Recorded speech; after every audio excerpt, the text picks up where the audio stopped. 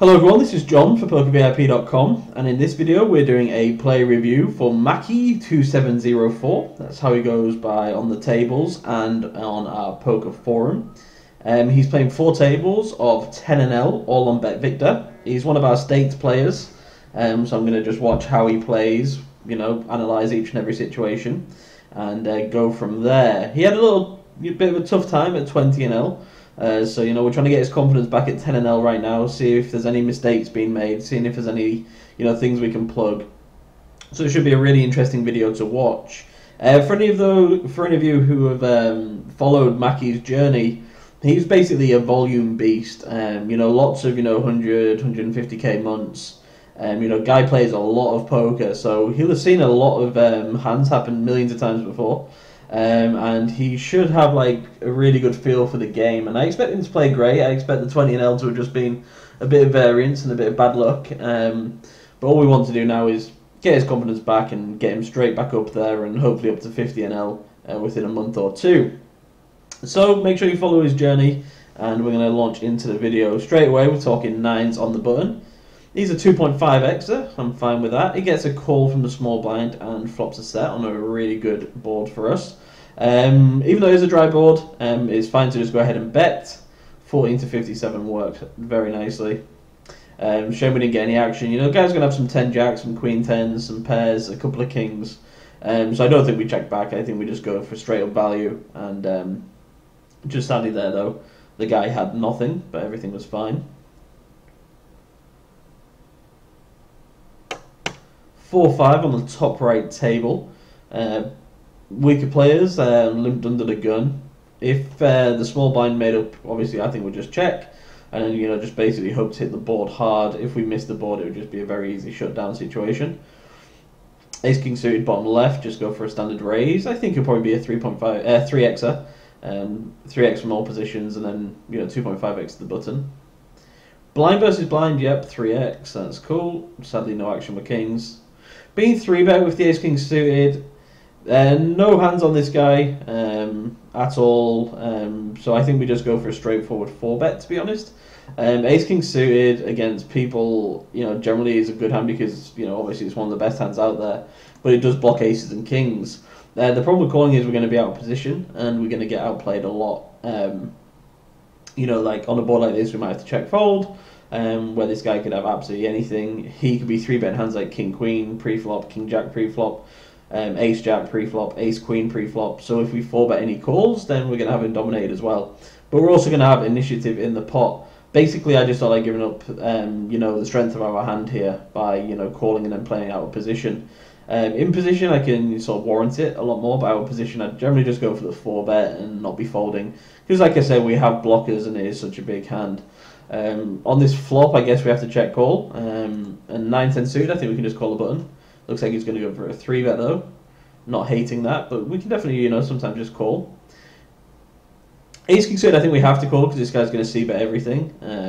Queen queen 3 flop, I think is always a c-bet, and we do have the backdoor royal flush draw.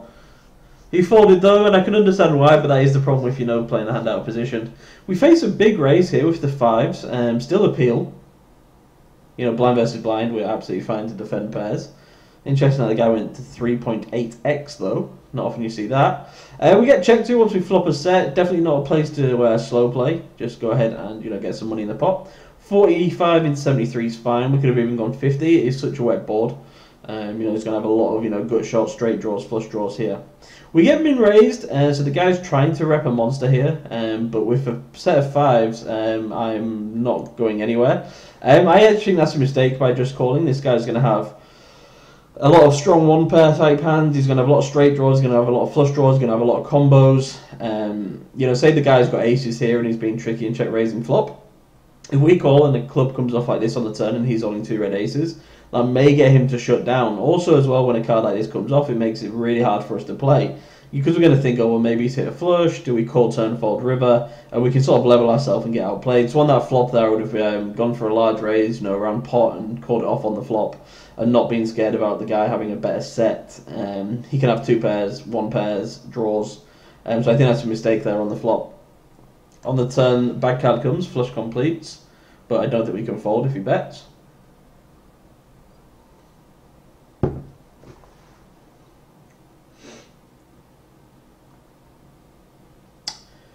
I bet it's 133 into 244. Not a big bet. You'd expect him to go a little bit bigger if he did have a flush. So pretty easy call for us there.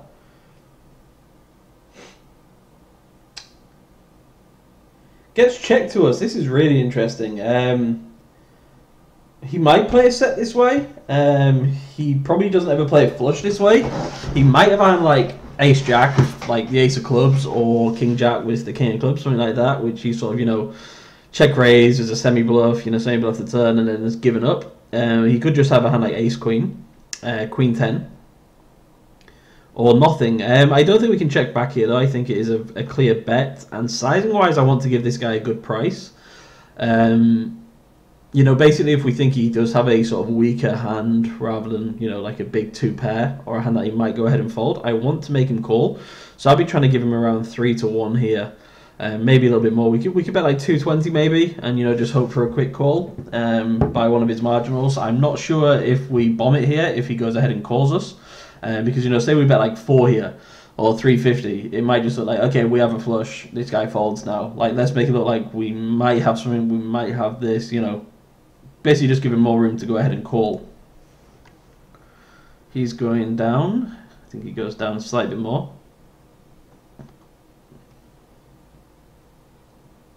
$320 is definitely the top end, but I can understand getting value. You've always just got to think, what's he going to call with? What does our hand look like? And our hand looks like a monster here, I think. And it is a monster. If we get raised, I guess we have to fold. But I think we're just going to, you know, see a fold here.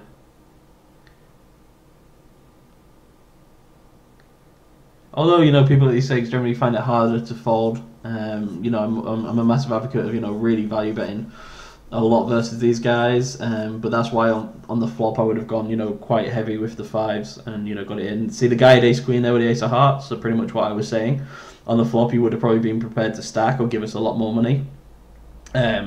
You know, if the turn bricks, I guess we, you know, make a lot more money, and if the river bricks, but, you know, sadly there's just so many cards that are not bricks, which really ruin our action.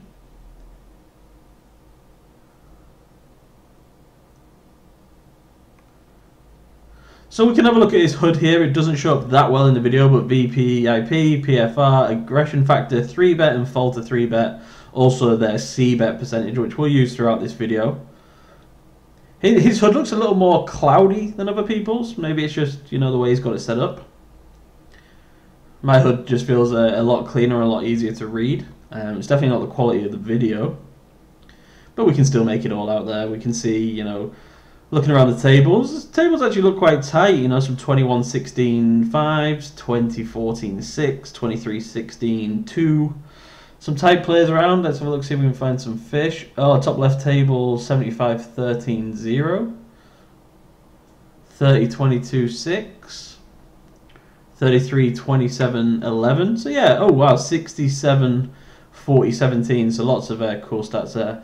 King 3 suited, I can open the button there. I mean, we've got a guy who 3-bets 10% and a guy who 3-bets 17% in the blinds. So, you know, folding there is actually okay.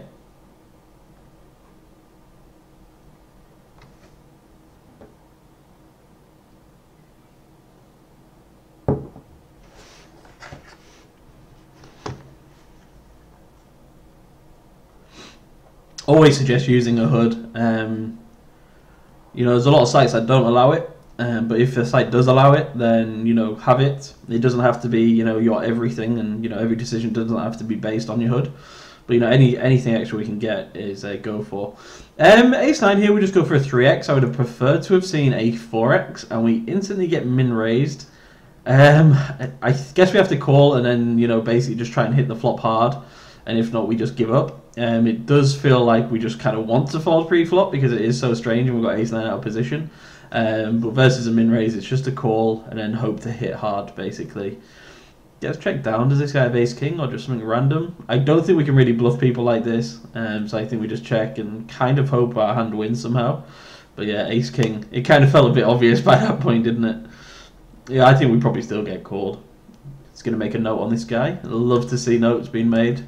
Anyone who's seen any of my videos knows that, you know, notes are great. I actually make a lot of my notes post-session. I just tag the hand and make it.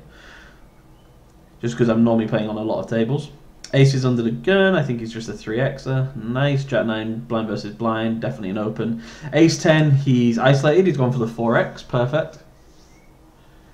Everything looking great on all three tables. I think he's played these hands exactly as Phil Ivey would, so it has to be a bonus. We get raised off this guy when we've got the Ace 10 when we've isolated. He's got, you know, it's quite tight stats there, so fine to just go ahead and fold and give him the credit. Aces, just go for a standard bet. 15.72 is fine. We could maybe go 55 because it is a wetter board and people don't really pay attention to our sizing. Jack 9 we get called, 6 on the turn. I can definitely improve villain's range. Jack 9 I'm probably just going to give up with, hope to hit. Ace on the river, I'll probably go ahead and represent this in case the guy's got a 4 or just like a random king high flush draw. It's a good river for us to rep. But once we check, we have to fold. Aces, good sizing there, 125 into 167. I like it. Could again maybe even go to 130. You know, just get the extra half a big blind worth of value. 8-10 on the button, definitely an open for me. Yep. Aces here. Now we basically, you know, this is one of those spots where we generally bet.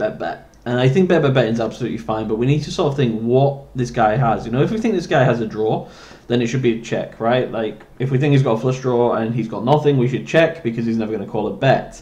If we think this guy's got a queen, we have to think, well, what queen? Well, we opened under the gun, so you can think like king, queen, ace, queen.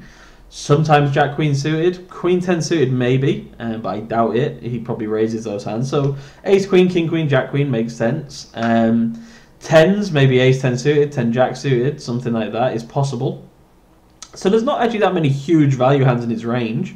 But draws wise, we're talking like Ace Jack of Spades, King Jack of Spades. But I think he might have played those a little bit more aggressively. 8-9 of Spades possibly, so he's made a pair. But, you know, it's kind of one of those things, you know, there's just not that many draws, there's not that many value hands. I think we just go for a bet here. I think sizing-wise, we go around 250. Not too big, not too small. Again, we're going to be giving the guy just short of 3-1, so he might go ahead and just, you know, pay us off there. So I think, yeah, just about 250 here would be nice into 4 and just hope for a call from a queen or a 10. Because, you know, also this guy could think, oh, maybe we missed the draw and we're bombing it. 220, I love that. Really good sizing. You know, he knows that this guy's hand can't be that strong, so he goes ahead and makes a sizing that suits the hand, basically, which is what we all need to be doing a lot more of, rather than just being like 70%, you know, 70%, 70%, 80% pot kind of thing. And we get a call there. Gonna guess the guy King Queen. We'll see it in a second, I'm sure. King Queen, yeah. Ace King, just really easy bet on this flop. We're going to get a fair bit of action, I imagine, but we have got the Ace of Hearts in our hand, so it's fine to just go ahead and, you know, get some money in there. We get raised, which sucks. The guy's repping a flop flush, a set, or a straight. All are very possible. Flushes and sets more possible than straights. I don't think he's got that many 7-9s or 7-4s. So now's a really interesting spot. The problem is if we call and we hit, then we probably don't get paid.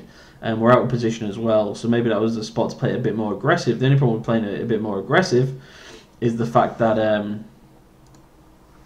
you know, we basically get it in and we have to hit because the guy's going to have a set or a flush. So I actually don't mind this call because, you know, an ace or a king might be good.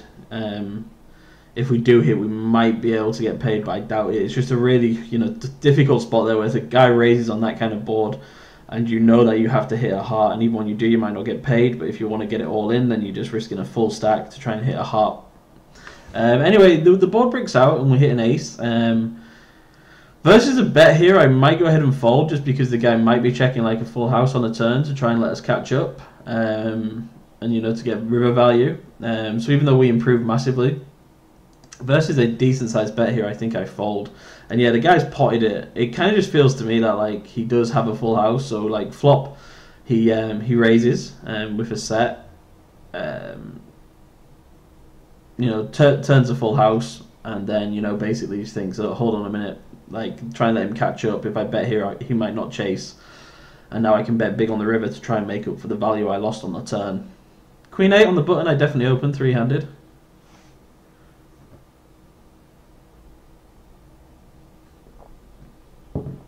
Interesting that he goes for 3x. I guess he went for 3x because he saw like the big blind 3-bets a lot more. So he was maybe making the guy not want to. He was like making it not as easy for the guy to 3-bet him, basically just making it bigger to give them less of a price and to put them off, sort of, going for it a bit harder. Jack 4 suited there, we could probably just peel. Sevens, we can just call. We're deep, we're in position.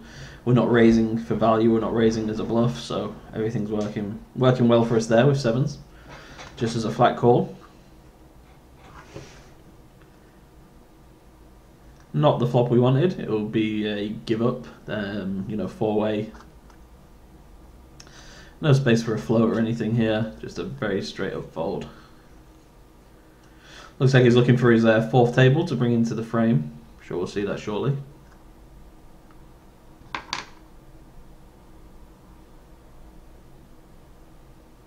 Couple of straightforward folds.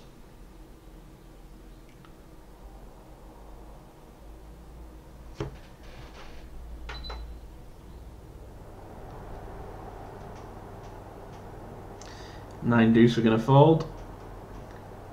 All folds on all three tables. Ace 3 we could obviously open blind versus blind, but once it's been opened in front of us then it's just going to be a fold. Wow, it's a big table.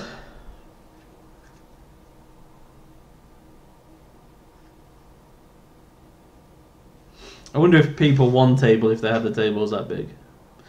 Ace 3, yeah, a fold, even though the guy does have a 74% fold to 3-bet position-wise and hand strength-wise. It's probably not the best way for us to go ahead and attack someone like that. In position, though, I think that could have been a nice 3-bet from us. Ace 2 suited here is just a fold. Again, the guy has a high... Oh, it's the same guy, high fold to 3-bet. But again, not the best situation for us. But he's definitely someone we should be looking at to sort of, 3-bet steal from in position going forward.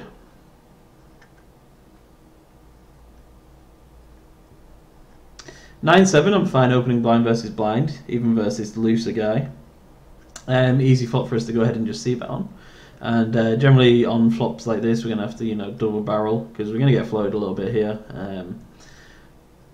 By checking, I guess he's going for a check raise or a delayed c-bet. I think we have to definitely bet this king turn. But I think flop, we just go for a bet and then turn we barrel. But it worked out for us nicely anyway. We just don't want to let the guy catch up, we don't want to get bluffed. 10 jack in the cutoff, a good open there. 10's on the top right table, guy playing 21-13, but only over 56 hands. Fine to call, also fine to 3-bet. I recognise the player welcome back, he was a player of ours on the top right table as well. He folds. Going to be interested to see if he goes for a 3-bet or a call here. The guy has a fold 3-bet of 100%, but it is only over 96 hands, or 56 hands. 7's easy call, 6-4 easy fold. 10's here, just be a very easy check call. Only one overcard, guy's going to see bet a lot. Bad turn card for us there. 7's, I think we can just go ahead and bet. I like it. It's protecting our hand and getting value. The guy might have like King X or want to call with a club in his hand. He, might go ahead and calls with 5s or something. So we can definitely get worse to call and hands with equity versus us to fold. River's a very easy check back. The guy actually turned a flush. Interesting. 10's check on the turn, I like it. River check, I like it as well. I think it would be a bit too thin to lead that river. Even though we think the guy's probably got a weaker hand than ours, like an ace high or a smaller pair, I'm not too sure if we get called, so I think checking's fine.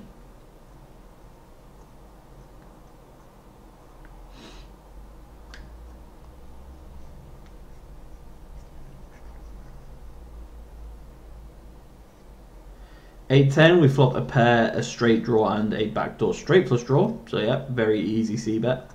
Deuce 4, King 3, and 4-8 will all be folds. 4-8, actually this guy's super tight, blind versus blind. I think that's a good opening spot. Don't know what he's done to his mouse cursor here. I don't know how he's managed to get that to happen mid-session. But we'll dig it. We'll go with it. Jack 7, 3-handed, yeah, I open. When the table gets shorter-handed, I just open up my range. These guys are both really tight as well, so I think that was a very easy 3-bet there.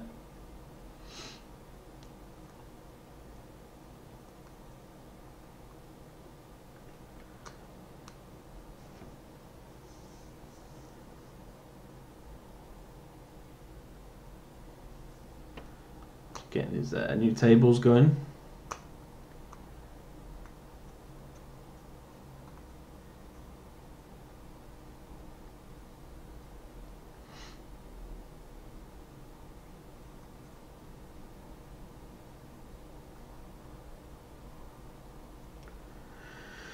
Deuce 3 will be an easy muck.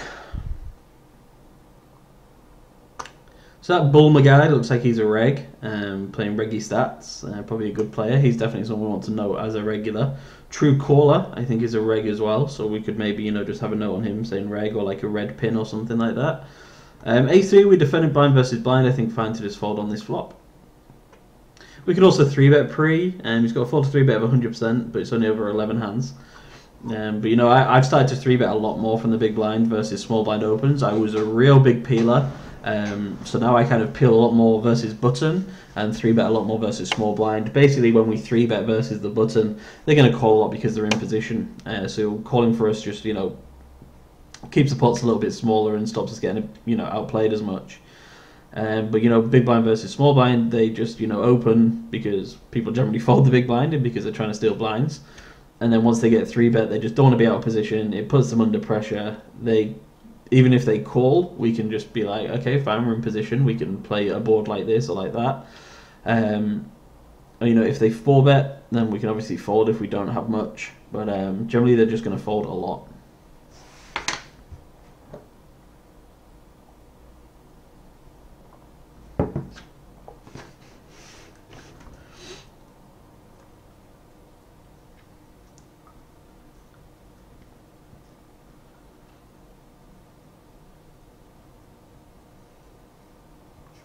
Queen 10 here, I think we can just go ahead and peel. Don't think it's the greatest spot for a squeeze. I think folding would just be a little bit too weak because we're getting such a good price. As long as we're just aware of our hand strength. Interesting we flop a gut shot here. I just don't think it's a good spot for us to lead into 4 players on a wet board. I think we're going to get raised off our hand a lot. The reason I generally lead is if I think I can't really check call out of position and if I think I can take the pot down. But on a board like this versus these players, I think it's just a general shutdown, and obviously here it's just going to be a fold from us. Maybe 10 jack we could lead, you know, a flush draw we could lead, a combo, queen 10 of spades we could lead and then get in, but queen 10 is just a little bit too weak versus too many people here, so a good check fold spot.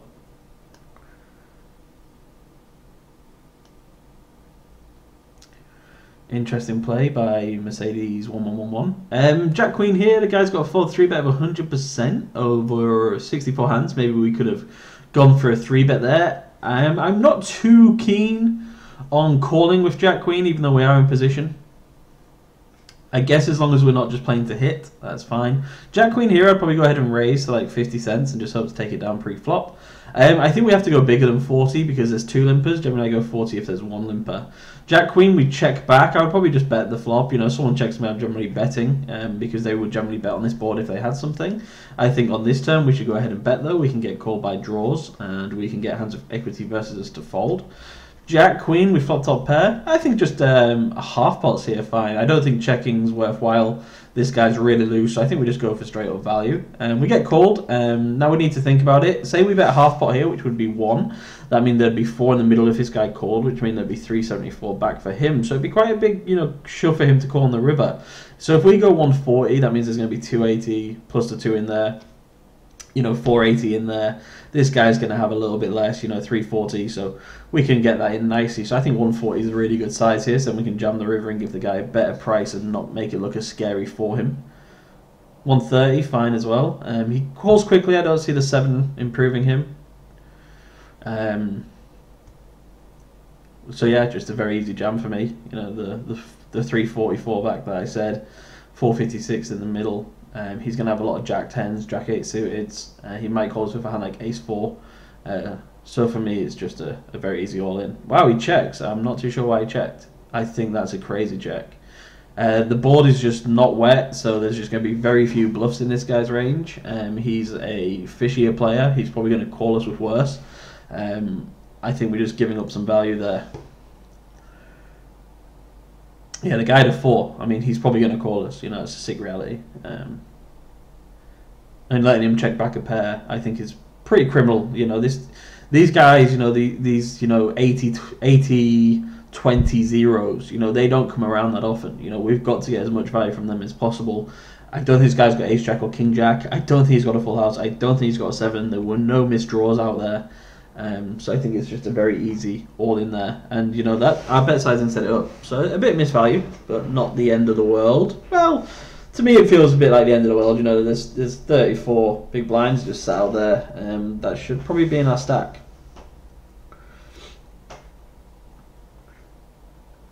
So a little misstep from us there, I think.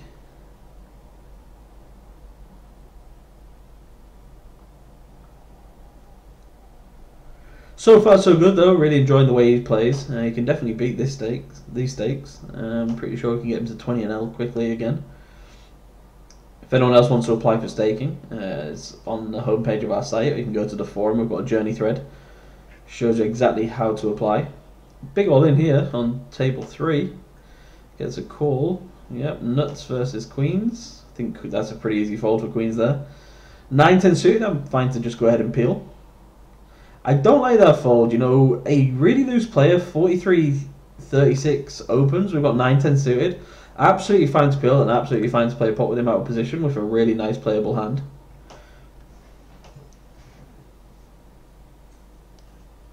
Six, 7 suited under the gun. It's a looser open, but I'm fine with it. Ace 5 suited. We can go ahead and just isolate this guy. I'd probably just go to 4x again. You know, basically just give people less of a price to call behind. Big all in again, 3-way, ace, queen, aces, sevens. Sevens, what's he doing? No surprise there that the two fishier players lose to the reg. Jack 9 suited, very easy call. Ace 5 suited, we can just call in position. He's going for a 3-bet with Jack 9 suited, which is interesting. I'd rather like 3-bet Jack 9 off and call Jack 9 suited. Ace 5, yeah, just call. We don't want to raise this guy off his hand. Jack 9, we get a 4-bet. I think just a very easy call for us pre-flop there. Ace 5, even though the board pairs, I'm still going for value. I'm making this around 450. I think a call is crazy. Even though the guy has nothing and he wasn't going to call us, this guy just never has a full house with that sizing on the river. And we just miss out on a ton of value versus, you know, worse flushes, king X's. Maybe the guy's got a 6. You know, I'd probably, you know, go for about 3x there and get some money in the long run. Or if he folds, then that's fine. At least we're going for value and not just, you know, letting this guy lose the minimum. Ace 5, blind versus blind, he folded. I think we could probably 3-bet or call there. The guy's got a fold 3-bet at 75%. It's blind versus blind, good spot for us to 3-bet. So a few mistakes in the last couple of minutes. 9-10 suited on open. Viewing everyone's hand histories here. Making sure he knows how everyone's playing. 9-10 suited on the button, definitely an open.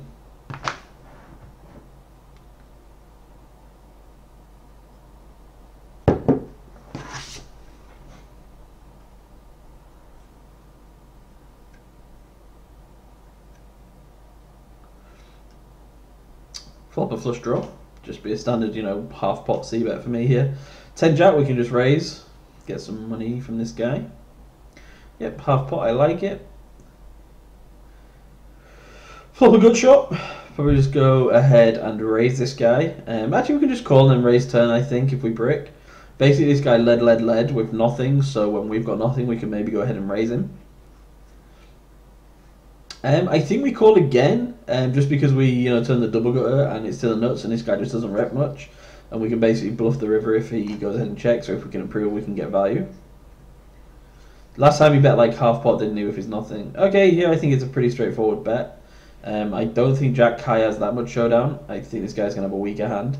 And while we actually do win, but you know, if that guy's got a 5 or an 8 there, we just basically give him money. So we're not raising when we've got like what seems to be the nuts, and we're not betting when we seem to have nothing when we think he's got very little. So I think we can go ahead and, you know, play better versus the weaker players, basically. I think that's what he's really missing out on here.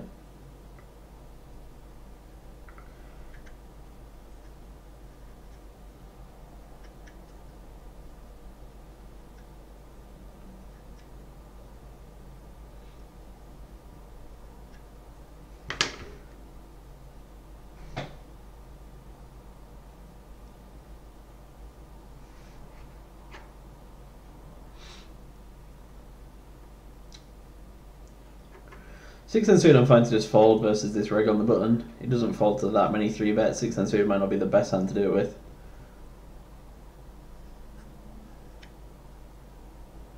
5-7 on the button, yeah, probably fine to fold versus these two opponents. 8-9 suited, I'm probably just folding versus a 4x in the cutoff versus a good player.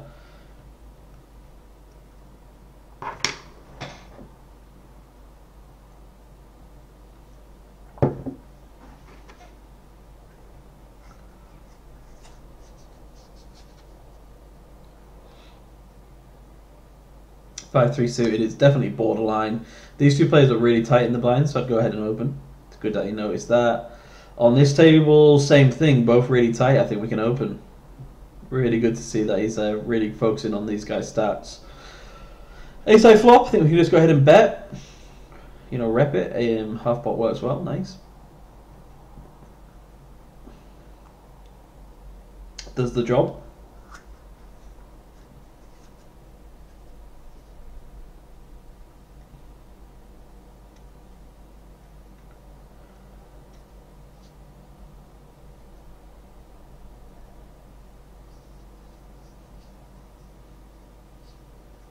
Eight ten suited, it's close. And we opened 9-10 suited a lot. He opened 6-7 suited earlier, so I think we can open 8-10 suited. I don't think there's anything wrong with that.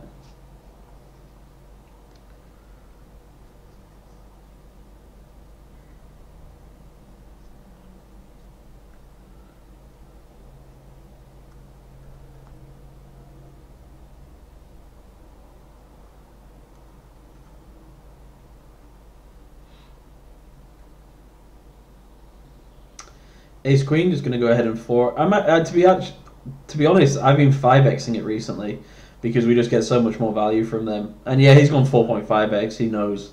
That's awesome to see.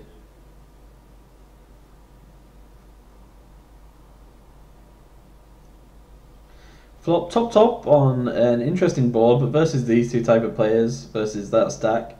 Yeah, it's just a very easy bet. Free chips 111 is actually a player of ours, not a States player, but someone who uses the forum and used to crush all the lockdowns. Massive volume grinder. And he'll definitely know what he's doing. King 10, we're thinking about a re-isolation spot here. I think it would be fine for us to do. You know, make it like 125, 130, put this guy under pressure, out of position. I guess maybe he thought because he's a better reg, he might know what we're doing, so folding's fine. But yeah, it's a good spot to definitely look at.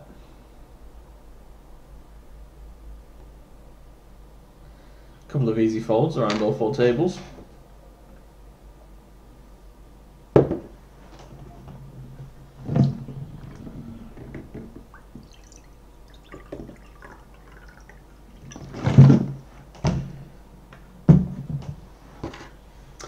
The action seems to be slowing down, so we're going to go ahead and pause it there and do the conclusion. Okay, so with the conclusion, you can straight away see that there's way more positives than negatives. I just want to say as an overall for Maki, he's a great player, he knows what he's doing. I think his bad run at 20-0 was definitely a bit of variance, maybe a bit of nerve settling into the stake, or just one of those things where we go on a bit of a losing streak. And it wasn't that big of a loss, and I think he's got most of his losses back now, so I think we can definitely give him another shot at 20-0 and try and get him up to 50-0 after seeing how he plays. So I'll speak to you shortly about that, Maki, and see what we can do there. Positives, great use of HUD. You can see him looking at the pop-up a lot. You can see him checking out the stats. One thing which really became clear is in the smaller pots, he focused on it a lot. I think that's a thing a lot of people miss. So, the button openings, basically. A lot of times we went to open a button with a standard range, and then sometimes you'd see him fold a hand where you'd be like, maybe that's an open. Or then we saw him open a lot of hands where, with like 10-5, Jack for sixes, hands like that, where you wouldn't generally open it. But what he was doing was looking, okay, so these guy VPIPs are like 18-16s, that's great. 20-14, that's cool, that means they're quite tight. And he looks at their 3-bets, and their 3-bets are even lower, they're like 5 and 2. So he's like, okay, well, these guys are probably going to fold pre-flop a lot more than other people.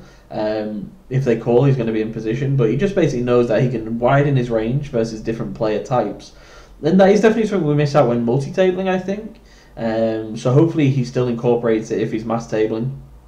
But that was obviously great to see whilst four tabling. Pays attention to game flow and player tendencies. Again, the same thing, more like the use of the HUD and the pop-up. He was really just watching how people play and, adjusting to them. When we saw a guy limp, normally we were 3.5 or 4xing it, but this guy was limp calling a lot. We had ace queen. We thought, well, this guy's going to give us a bit of extra money. We'll 4.5x it. I think we can even take that higher. Like I said, I've been 5xing it recently. We just make an extra half a big blind. Big blind doesn't sound like much, but it creates a bigger pot. We have a better hand, and we get more value. All of these are positives, and we're in position as well a lot of the time. So there's very few negatives, if any, and a lot of positives. Solid opening range, something I have to correct a lot during people's leak finders. Basically missing out on a lot of button opens, folding hands they should, maybe be opening. The only one I can really recall is 8-10 suited under the gun. He folded, but then he opened 6-7 suited under the gun once. Maybe it was 5-handed then. But I think we can maybe add in a hand like 8-10 suited from time to time. Okay, so the negative, and I think this was a big negative of the video, is he plays somewhat poorly versus Fish. Now, I don't want to say he plays, constantly poorly, because, the 4.5x ISO was awesome. But, when we had the nut flush and the guy led, to me, we have the best hand there always. If the guy potted the river, I'm fine with calling. But the guy sort of, bets big, half pots when the board pairs, thinking, hold on, this guy isn't thinking, well, we don't have much. He's going to bet small to get a call because he flopped a full house. I mean, what full houses does he have? King 6, King deuce, deuces, sixes, quads. There's just not enough that makes sense there. He's going to have a lot of worse flushes. He's going to have a lot of King X's, and he might have made 3 of a kind. So I think we really have to push the value there. I talk about this in pretty much every video, like in these micro stakes and even in all stakes. One main thing to do is value. You have to get the value when you can. And in that circumstance, yes, the guy would have folded, but we're going to get value in the long run there. They're going to call with worse. So, really go after them on hands like that. Also, when that same guy led checked when we had 10 jack high. Even though jack high does have some showdown value, it's just not enough. I think that's a clear spot for us to go ahead and bluff there and take the pot down, because I feel like this guy has a weaker hand. Luckily we run into 9 high, but he's going to have king high sometimes. He's going to have maybe a small pocket pair. He's going to have maybe have a 5 or an 8, and I think we can definitely get him to fold. So, versus Fish, my general logic would be isolate to a higher amount because they're going to keep calling. Value bet heavy. These guys call, fold a lot, so get big calls on flops and turns. 3/4, 80, 85% pot. If they're calling, bet bigger. If we think they might have something and they're obviously going to fold, we've got to bluff versus them. Bluffing versus Fish is something that we generally don't want to do, but there are certain spots there where I think it's quite obvious that we can do it here and it's going to be profitable and it's going to work. So value, isolate more, and just read their play a little bit clearer. And I know in game it's a little bit different. Maybe looking back, you're like, yeah, I should have raised, I should have called. But take the next few seconds, a lot of your decisions were snap. Like the ace 5 suited, it didn't seem like you really thought about it. Just take like 5 seconds, just think, what does this guy have that beats me? Would he bet this size with those hands? The answer is like nothing and no. So let's go ahead and raise and get value. But anyway, great to watch you play. That's the only negative I could really pick up. If anyone else saw any, please leave comments below. Maki, please leave comments. Get signed up to BetVictor. And also anyone who wants staking, please apply. We've got lots of spaces there. We want a big team. And, I'll be, here ready to speak to you. And I look forward to getting you signed up. So anyway, this was John for PokerVIP.com. And this was Maki's review.